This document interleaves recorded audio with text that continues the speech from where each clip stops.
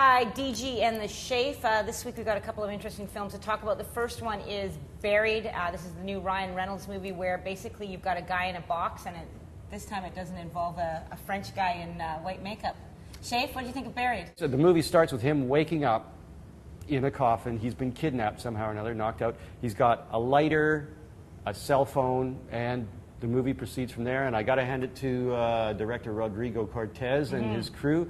They really mixed it up. Visually, it's hard to make a whole movie about a guy in a coffin, and they mix it up, make it look interesting. Ryan Reynolds, to his credit, is able to carry a whole movie entirely on his own shoulders with just voices on the other end of a cell phone. I'm a civilian truck driver for Creston, Roland, and Thomas. I've been taken hostage somewhere near Iraq. I need $1 million by 9 o'clock tonight, Baghdad time, or I'll be left to die here in this coffin that I'm buried in. I'm told that if the money is paid, I will be let go. If it's not, I will be left here to die. When this movie first sort of got presented to us, I was like, oh, I'm not going to like this. And it wasn't necessarily because of the artistic merit of it. I just didn't want to watch a whole movie about a guy in a box being slightly claustrophobic. But as you get into it, I was pleasantly surprised. And I thought, this is quite an inventive way for an anti-war film. That's essentially what it is. It's an anti-war film. It's a parable for the American experience in Iraq, But it worked. It actually worked. And I think a lot of people will find if they go in, they might have the sense that they want to bolt, in the first 15 or 20 minutes. I think you should stick around and check it out.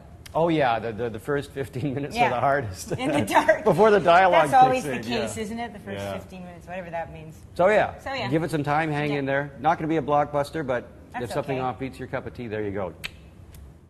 Next up, we have Secretariat, a winning horse in 1973, kind of like Seabiscuit of a movie of a couple of years ago, and a horse of a couple of decades earlier, only this time we have hippies in the free love generation instead of the Depression.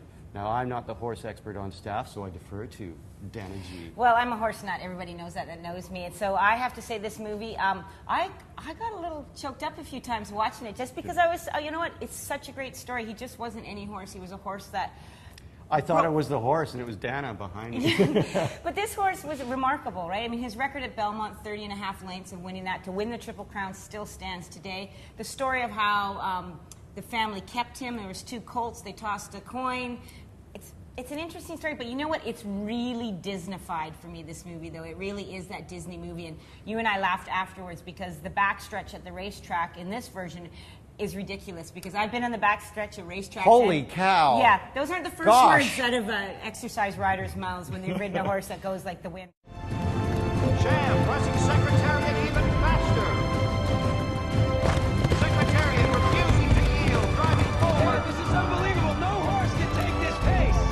Schaef pushing forward to challenge for the race. Come on, man.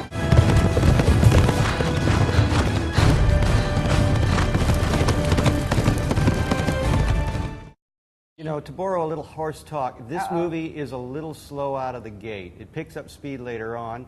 I guess that's kind of like Secretariat himself. Well, he was a late starter. See, you learned something. Ooh, I did, yeah. But you know what? I have to give credit to the director, Randall Wallace, because they did pull together some really great footage of racehorses and showing their actual strength and the majesty of a thoroughbred in full flight. So it's just a family movie. It's a family story. Diane Lane plays Penny Chenery, who's the woman who stood by this little red colt, and, off he went to greatness.